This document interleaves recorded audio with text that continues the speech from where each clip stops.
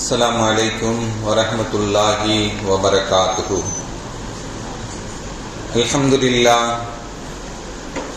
அல்ஹம்துலில்லாஹி ரப்பில் ஆலமீன்.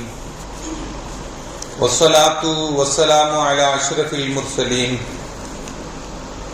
வ அலா ஆலிஹி வ ஸஹ்பிஹி அஜ்மஈன். அம்மா பஅத். ஃபகத் قال الله تعالى في القرآن العظيم والفرقان المجيد. أعوذ بالله من الشيطان الرجيم. بسم الله الرحمن الرحيم.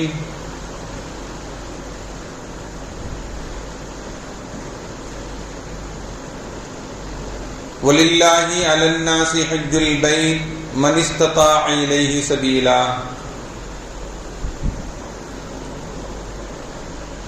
قال النبي صلى الله عليه وسلم لا تشد الرحال إلا إلى 3 مساجد مسجدي هذا ومسجد الحرام ومسجد الأقصى. رب اشرح لي صدري ويسر لي أمري واحلل عقدة من لساني يفقهوا قولي. اللهم صل على سيدنا محمد اللهم صل عليه وسلم.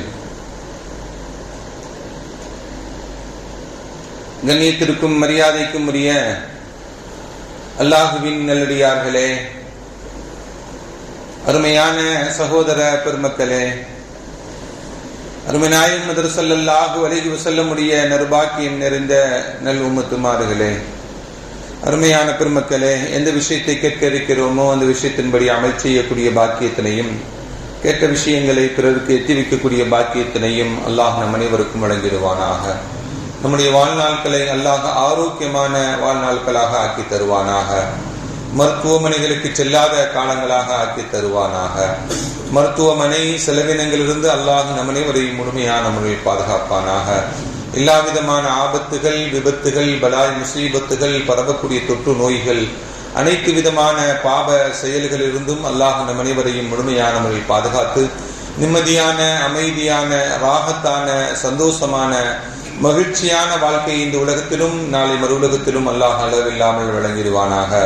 நம்முடைய ஹலாலான ஹாஜத்துகளை எல்லாம் அல்லாஹ் நிறைவேற்றி தருவானாக. இவ்வாண்டு ஹஜ்ஜுக்கு சென்றவருடைய ஹஜ்ஜெல்லாம் ஹஜ்ஜம் மபரூராக ஆக்குவானாக. அதே போன்ற பாக்கியங்களை அல்லாஹ் நமக்கும் நம்முடைய குடும்பத்தார்களுக்கும் நம்முடைய சந்ததிகளுக்கும் வழங்கிடுவானாக என்று இந்த நல்ல நேரத்தில் துஆ செய்து துவங்குகிறேன். அருமையான பெருமக்களே,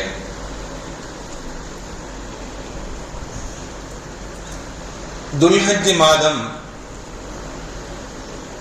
துவங்கி முதல் ஜும்ஆவில் நாம் எல்லாம் இருக்கிறோம்.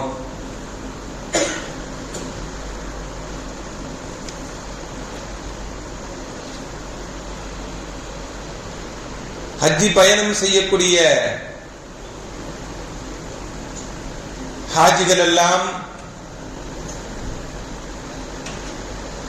தன்னுடைய ஹஜ்ஜியுடைய கிருகைகளை, கடமைகளை நிறைவேற்றுவதற்குண்டான ஆயத்தமான நாட்கள் இந்த துல்ஹஜ் மாதத்தில் உள்ள 5 நாட்கள்.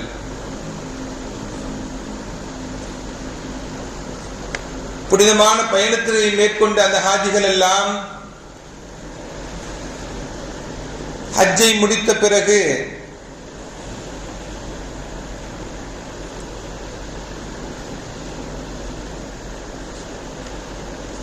புனித மதீனா ஷரீஃபுக்கு செல்லுவார்கள்.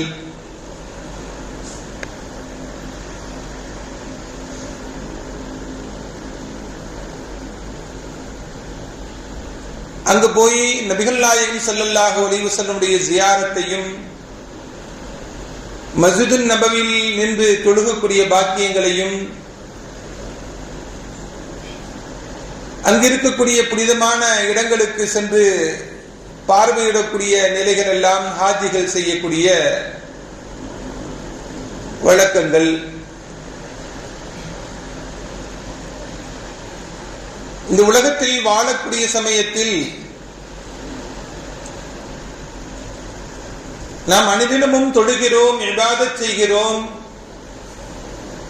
தொழுகுவதற்கும் இபாதத் செய்வதற்கும் இறை இல்லங்களாக மஸ்ஜிதுகளை நாம் பயன்படுத்திக் கொண்டிருக்கிறோம். உலகத்தில் உள்ள எல்லா மஸ்ஜிதுகளுக்கும் ஒரே நன்மைகள் தான், 3 மஸ்ஜிதுகளை தவிர என்று நபிகள் நாயகம் ஸல்லல்லாஹு அலைஹி வஸல்லம் சொன்னார். நன்மையை கருதி பயணம் மேற்கொள்ள வேண்டும் என்றால் 3 மஸ்ஜிதுகளுக்கு மட்டும்தான் பயணத்தை மேற்கொள்ள வேண்டும். ஒன்னு மஸ்ஜிதி ஹாதா, என்னுடைய பள்ளிவாசல் என்று மஸ்ஜிது நபவி ஸல்லல்லாஹு அலைஹி வஸல்லம் சொன்னாங்க. இரண்டாவது மஸ்ஜிதுல் ஹராம், கஅபத்துல்லாஹ் இருக்கக்கூடிய அந்த மஸ்ஜித் அது. மூன்றாவது மஸ்ஜிதுல் அக்ஸா, பலஸ்தீனில் இருக்கக்கூடிய பள்ளிவாசல். அந்த 3 பள்ளிகளிலும் தொழுகக்கூடிய பாக்கியத்தை அல்லாஹ் தருவானாக.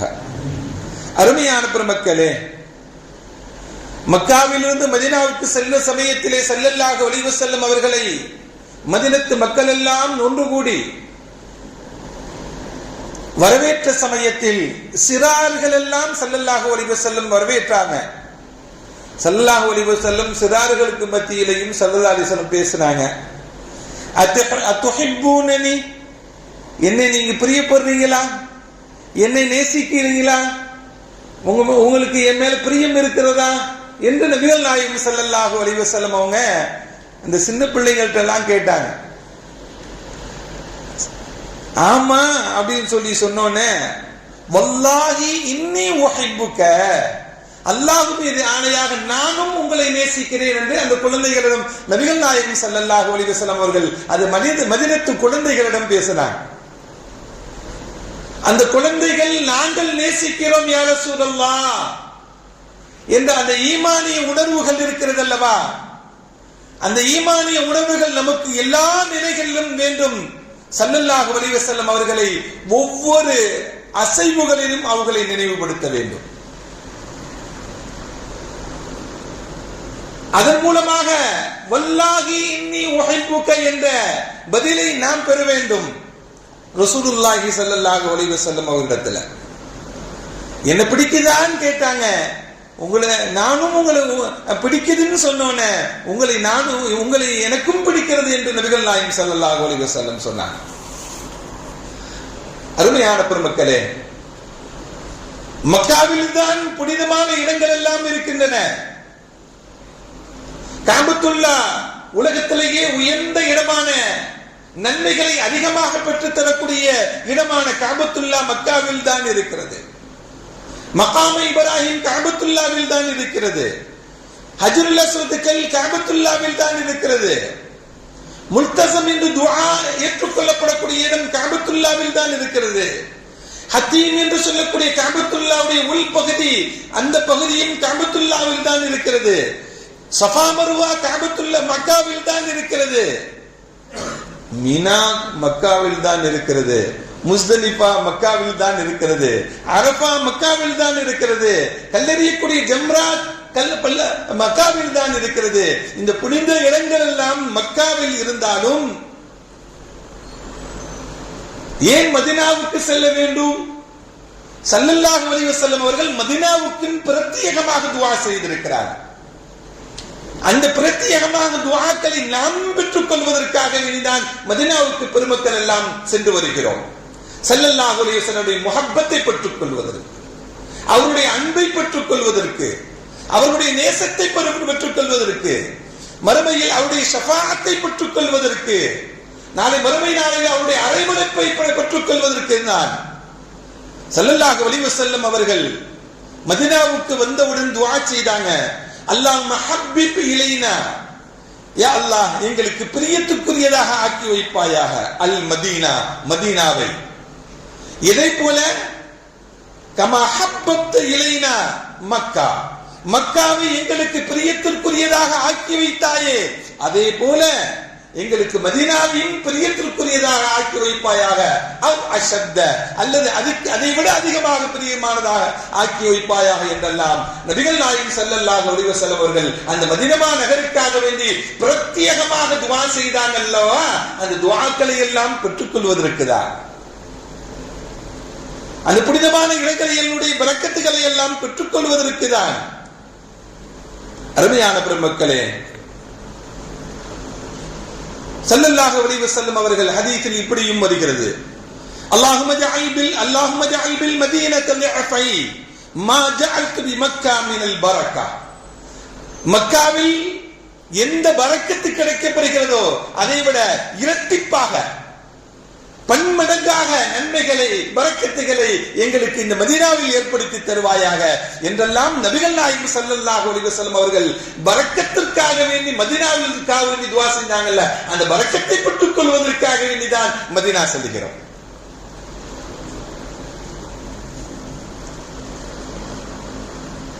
நாம் பிரியப்படக்கூடிய சொர்க்கம், இந்த உலகத்தில் வாழ வேண்டும், நல்லடியார்களாக வாழ வேண்டும், நல்ல அமல்களுடன் வாழ வேண்டும், அதனுடன் மரணிக்க வேண்டும், நாளை மறுமை நாளையில் அதன் மூலமாக சொர்க்கத்தை அடைய வேண்டும் என்று ஒவ்வொரு மூமினுடைய நோக்கமும் இருக்கும்.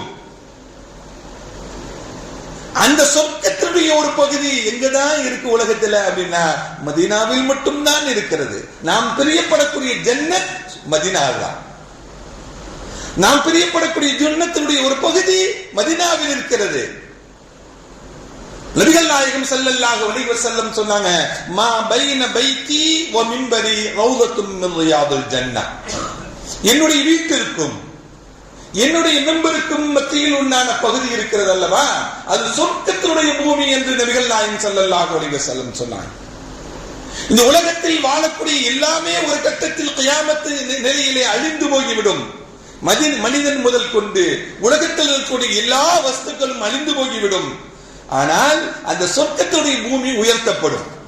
ஏனென்றால் அது சொர்க்கத்திற்கு சொந்தமான இடம், அது அந்த பூமிக்கு சொந்தமான இடமே அல்ல. அது பெருமக்கள் சொல்லுவார்கள், அந்த இடத்தினுடைய சிறப்பை பற்றி சொல்லுவார்கள். யார் ஒருவர் அந்த இடத்திற்கு சென்று தொழுது விட்டாரோ அவர் நரகம் போக மாட்டார் என்றால் அவர் சொர்க்கத்திற்கு சென்றவர் நரகம் செல்ல மாட்டார் என்பதுதான். நரகத்துக்கு போனவங்களாச்சு பாவங்கள் மன்னிக்கப்பட்ட நிலையில் திரும்பி சொர்க்கத்துக்கு வரலாம். ஆனா சொர்க்கத்துக்கு போனவன் என்னைக்கும் நரகத்துக்கு வர மாட்டான். பெருமக்கள் சொல்வாங்க, அந்த இடத்தில் நின்று யாரெல்லாம் தொழுது விட்டார்களோ, அந்த இடத்திற்கு யாரெல்லாம் சென்று விட்டார்களோ, தன்னுடைய காலடிகளை பதிந்து விட்டதோ அவர்கள் எல்லாம் சொர்க்கத்திற்கு செல்லக்கூடியவர்கள், அவர்கள் எல்லாம் நரகம் செல்ல மாட்டார்கள் என்று பெருமக்கள் நமக்கு விளக்கம் சொல்லுகிறார்களே, அந்த பாக்கியத்தை அல்லாஹ் நமக்கு தருவானா? சொல்லுங்கள சத்தமா. அருமையான பெருமக்களே, இந்த உலகத்திலேயே சொர்க்கத்தினுடைய சில பகுதிகள் இருக்கிறது என்றால் அது இங்குதான். ஒரு ஹதீஸ்ல ஒரு வாசகம் வரும், உஹது மலையை பற்றி ஸல்லல்லாஹு அலைஹி வஸல்லம் சொன்னாங்க, ஹாதா ஜபல், இது மலை, இது மவுண்டன் என்று சொல்லுவாங்க. இது எப்படிப்பட்ட மவுண்டன் தெரியுமா? மின் ஜிபாலில் ஜன்னah, சொர்க்கத்துடைய மலைகளில் இது ஒரு மலை என்று சொன்னாங்க ஸல்லல்லாஹு அலைஹி வஸல்லம். உஹது மலையை பார்த்து இப்படி சொர்க்கத்திற்குரிய சில அடையாளங்களும் சில பொருள்களும் எங்குதான் இருக்கிறது?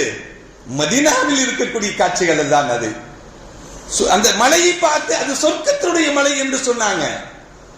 அருமையான பெருமக்களே, இதெல்லாம் அது மதீனாவுக்கு சென்றாதான் கிடைக்கும். அது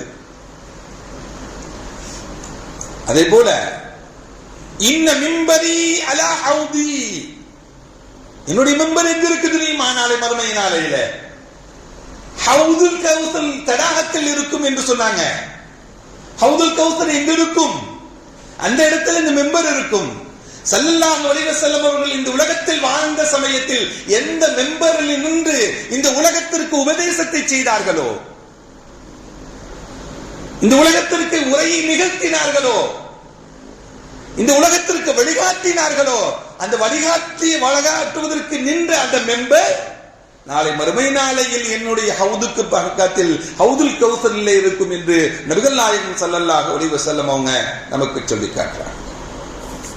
அருமையான பெருமக்களே, இந்த உலகத்தில் நாம் தொழுகிறோம், இன்னபிற அமல்கள் செய்கிறோம், நோன்பு நோக்கிறோம், ஹஜ் செய்கிறோம், ஜகாத் கொடுக்கிறோம், சதகத்துல் ஃபித்ர் செய்கிறோம், குர்பானி கொடுக்கிறோம். இந்த நல்ல அமல்கள் எல்லாம் இருக்கிறது அல்லவா? இந்த நல்ல அமல்களுடைய சட்டங்கள் எல்லாம் தொழுகையை தவிர எல்லா சட்டங்களும் மதீனாவில் தான் இறங்கியது. தொழுகையை தவிர எல்லா சட்டங்களும் மதீனாவில் இறங்கப்பட்ட சட்டங்கள் தான். அது அப்படி என்றால் மதீனத்து அந்த மண்ணிற்கு எத்தனை தடவை தான் ஜிப்ராயில் வந்திருப்பார்? எத்தனை தடவை அவருடைய கால் தடங்கள் பட்டிருக்கும். நாம் மதீனாவுடைய மதீனா ஷரீஃபில் காலை வைக்கும் பொழுது இங்கு நபிகள் நாயகம் ஸல்லல்லாஹு அலைஹி வஸல்லம் கால் பதித்த இடம் இது.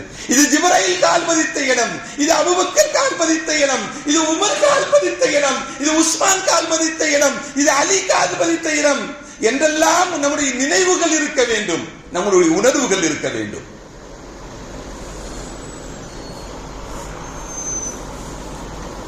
அருமையான பெருமக்களே,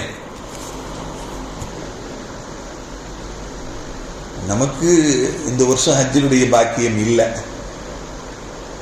சென்றிருக்கிறார்கள். வரக்கூடிய காலங்களில் நாம் இங்கு இருந்தாலும் ஹஜ்ஜிகள் எல்லாம் இன்னைக்கு காபத்துல்லா சுத்திட்டு இருப்பாங்க. அந்த உணர்வுகள் நமக்கு நம்முடைய சிந்தனைகளில் வர வேண்டும். சஃபாவில் மரவாவிலும் தொங்கோட்டம் ஓடிக்கொண்டிருப்பார்கள், புனித ஜம்சம் நீரை குடித்துக் கொண்டே இருப்பார்கள். அந்த உணர்வுகள் நமக்கும் வர வேண்டும். உள்ளத்தில் நம் இந்த காலங்கள் எல்லாம் நமக்கு எண்ணங்கள் ஏற்பட வேண்டும். அல்லாஹ் அந்த உயர்ந்த நிலையை தந்திர புரிவானா. அருமையான பெருமக்களே, நபிகள் நாயகம் ஸல்லல்லாஹு அலைஹி வஸல்லம் அவர்கள் 10 ஆண்டு காலங்கள் மதீனாவில் வாழ்ந்தார்கள்.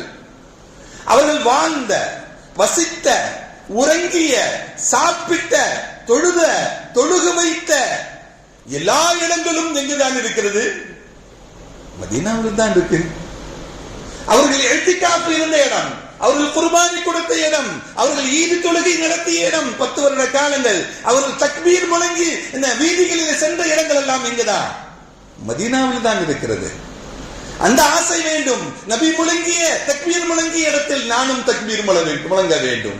நபி நடந்த பாதையில் நான் நடக்க வேண்டும். நபி உறங்கிய இடத்தில் நான் உறங்க வேண்டும். நபி தொழுத இடத்தில் நான் தொழுக வேண்டும். நபி இழ்திகாஃப் இருந்த இடத்தில் நான் இழ்திகாஃப் இருக்க வேண்டும். நபி ஈது தொழுத இடத்தில் நானும் ஈது தொழுக வேண்டும் என்ற ஆசைகள் எல்லாம் ஒவ்வொரு மூமின்களுக்கும் ஏற்பட வேண்டும். அதுவும் இந்த காலங்களில், ஹஜ்ஜினுடைய காலங்களில் மதீனாவுடைய சிந்தனைகள், மக்காவுடைய சிந்தனைகள் நமக்கு வேண்டும். அதையெல்லாம் நிலைத்து அழுது நாம் தொழுக வேண்டும். ரசூலுல்லாஹ்க்கு நாம் சலாம் சொல்ல வேண்டும், நேரடியாக சொல்ல வேண்டும், பதிலை பெற வேண்டும் என்ற ஆசைகள் எல்லாம் நம்முடைய உள்ளத்தில் நிறுத்திக் கொண்டு அல்லாஹ்விடத்தில் பிரார்த்தனை செய்ய வேண்டும். அல்லாஹ்விடத்தில் பிரார்த்தனை செய்ய வேண்டும். ஏன் அந்த மண்ணுக்கு அவ்வளவு பெரிய புகழும் உயர்வும்? ஸல்லல்லாஹு அலைஹி வஸல்லம் சொன்னதனால் நாமும் உயர்வாக பேசுகிறோம், உயர்வாக பார்க்கிறோம். ஸல்லல்லாஹு அலைஹி வஸல்லம் அவர்களிடத்துல யாராவது நோய் என்று வந்துவிட்டால் அந்த நோய்க்கு ஸல்லல்லாஹு அலைஹி வஸல்லம் இப்படி செய்வார்கள். தன்னுடைய உமிழ்நீரை நாவிலிருந்து தொட்டுக்கொண்டு விரலில்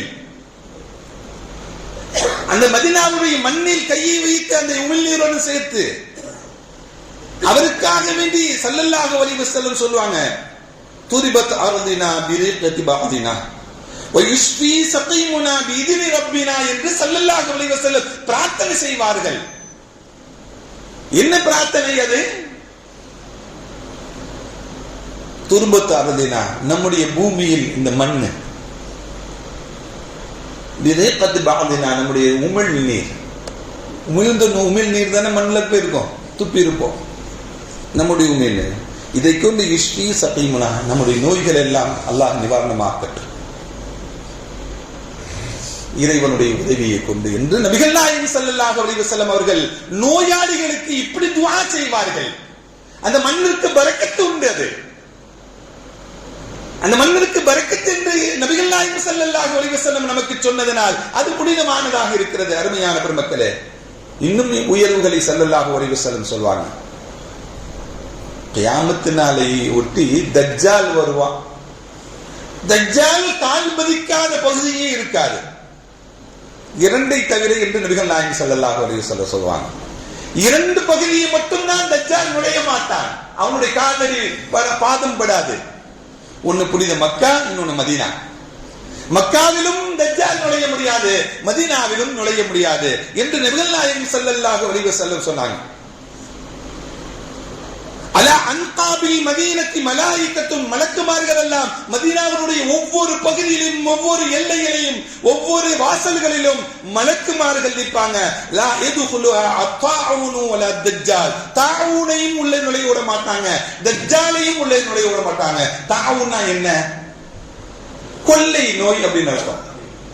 கொள்ளை நோய்னா என்ன அப்படின்னா, காலரா நோய்க்கு தான் கொள்ளை நோயின்னு சொல்றாங்க. அந்த கொள்ளை நோய், காலரா நோய் இருக்கிறது அல்லவா, அது கடுமையான நோய். நாம் அனுபவித்த கொரோனாவை விட ரொம்ப மோசமான நோய் அது. ஒரு கிராமத்தில் மட்டும் 75,000 பேர்கள் மரணமானார்கள் அந்த நோய் பாதிக்கப்பட்ட பகுதியில். சில சஹாபாக்களும் அதில் மரணமான செய்திகள் எல்லாம் வரலாறுகளில் உண்டு. அபூ உபைதத்துல் ஜர்ராஹ் போன்றவர்கள் எல்லாம்,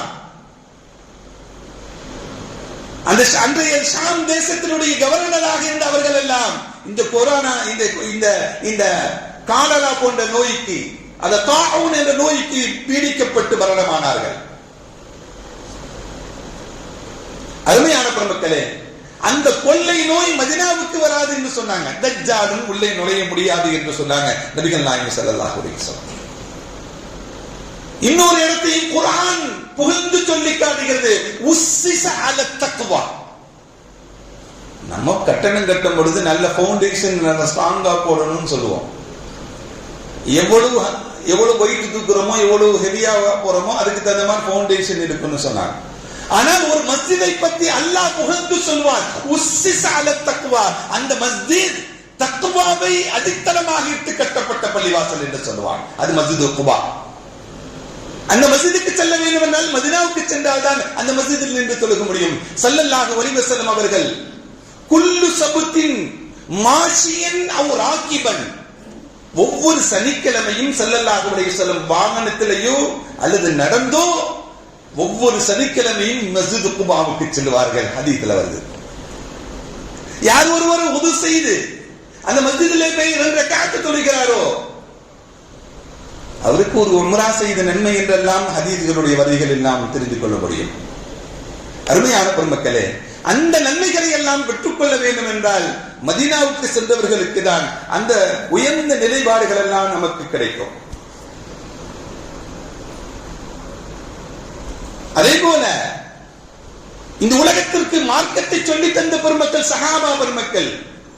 அந்த சஹாபா பெருமக்களிலே குறிப்பாக இருக்கக்கூடிய தன்னுடைய வாழ்நாட்கள் முழுவதும் நபிகள் நாயகம் ஸல்லல்லாஹு அலைஹி வஸல்லம் வாழ்ந்த சமயத்தில் தன்னுடைய வாழ்நாளை முழுவதையும் ரசூலுடனே சேர்ந்து வாழ்ந்த அந்த பெருமக்கள் அஸ்ஹாபு சுஃபா, திண்ணை தோழர்கள். அவர்கள் ஸல்லல்லாஹு அலைஹி வஸல்லம் எதை சொன்னாலும் மனதில் விட்டுக் கொள்வார்கள்.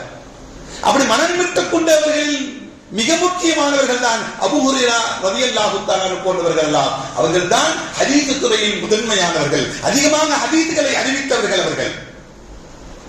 அந்த அஸ்ஹாபு சுஃபாவில் உள்ளவர் தான் அபூ ஹுரைரா ரலியல்லாஹு தஆலா அவர்கள். அந்த போன்ற பெருமக்கள் வாழ்ந்த அந்த சுஃபா எங்க தான் இருக்கு? இன்றும் இருக்கிறது சுஃபா. அந்த திண்ணை இருக்கிறது ஸல்லல்லாஹு அலைஹி வஸல்லம் ரவுதாவுக்கு அப்படி பின் பக்கத்திலே. அந்த இடத்துல நாமும் அமர வேண்டுமே, அந்த காட்சிகளை நாமும் பார்க்க வேண்டுமே. இந்த மார்க்கம் தலைத்தோங்கி நிற்பதற்கு அந்த பெரும் சஹாபாக்களுடைய தியாகம் மிக முக்கியமானது. அந்த சஹாபாக்கள் வாழ்ந்த அந்த இடம் எங்குதான் இருக்கிறது? அங்குதானே இருக்கிறது. கிட்டத்தட்ட 12,000 சஹாபாக்களுக்கு மேலே அடக்கம் செய்யப்பட்டுள்ள பக்கீ, ஜன்னத்துல் பக்கீ, பொது கபரிஸ்தான், அது எங்க இருக்கிறது? சஹாபாக்கள் அடங்கி இருக்கக்கூடிய இடமான ஜன்னத்துல் பக்கீ அங்கதான் இருக்கிறது. உஹது யுத்த களத்தில் சய்யிது ஷுஹதா என்று சொல்லக்கூடிய ஹம்சா போன்றவர்கள் அடங்கி இருக்கக்கூடிய இடம் உஹது யுத்த களம் எங்குதான் இருக்கிறது? மதீனாவில் தான் இருக்கிறது. அந்த புனிதமான இடங்கள் எல்லாம். அருமையான பெருமக்களே, இதையெல்லாம் சொல்லுவதற்குண்டான காரணங்கள் என்ன? அந்த தியாக புருஷர்கள் வாழ்ந்த அந்த புனிதமான இடத்தை நாமும் பார்க்க வேண்டும், நாமும் நம்முடைய காலடி பதிப்படைய வேண்டும். ரசூலுடன் தொடர்புடையதெல்லாம் உயர்ந்ததாக இருக்கும். அது சாதாரண மனிதர்களும் இருக்கலாம், சாதாரண பொருள்களும் இருக்கலாம். ஹதீஸில் இப்படி வருகிறது, கானன் நபி ஸல்லல்லாஹு அலைஹி வஸல்லம் அவங்க யஹ்துபு இலல் ஜத்அ பில் மதீனா, மதீனாவில் ஒரு கட்டையில் சாய்ந்து கொண்டு எனப்படுவாங்க, ஹுத்பா செய்வார்கள். ஃபதஹவ்வல இலா மிம்பர், ஸல்லல்லாஹு அலைஹி வஸல்லம் அவர்கள் உயரமாக நின்று ஹுத்பா நிகழ்த்துவதற்காக ஒரு மிம்பர் அமைக்கப்பட்டது. சாய்ந்து நிற்கக்கூடிய அந்த கட்டையை நீக்கப்பட்டது. ஸல்லல்லாஹு அலைஹி வஸல்லம் ஜும்மாவுல ஏறி என்ன பண்றாங்க? புது மெம்பர்ல ஏறி ஹுத்பா செய்யறாங்க ஸல்லல்லாஹு அலைஹி வஸல்லம். குதுபா செஞ்சிட்டு இருக்கும் பொழுது சஹாபாக்கள் எல்லாம் சொல்றாங்க, குழந்தை அழுவதை போல ஒரு சப்தம் கேட்டது அப்படின்னு ஹதீஸ்ல இருக்கு. இப்படியும் வருது, அந்த கட்டையிலிருந்து ஒரு ஒட்டகம் முணங்குவதை போல ஒரு சப்தம் வந்தது. ஒட்டகம் முணங்குவதை போல ஒரு சத்தம் வந்தது. அந்த சத்தத்தை எல்லோரும் கேட்டார்கள். அந்த குதுபாவில் இருந்தவர்கள் எல்லாம் ஸல்லல்லாஹு அலைஹி வஸல்லம் மிம்பர்ல இருந்து கீழே இறங்கி அந்த கட்டைய ஆசுவாசப்படுத்துறாங்க, அமைதிப்படுத்துறாங்க.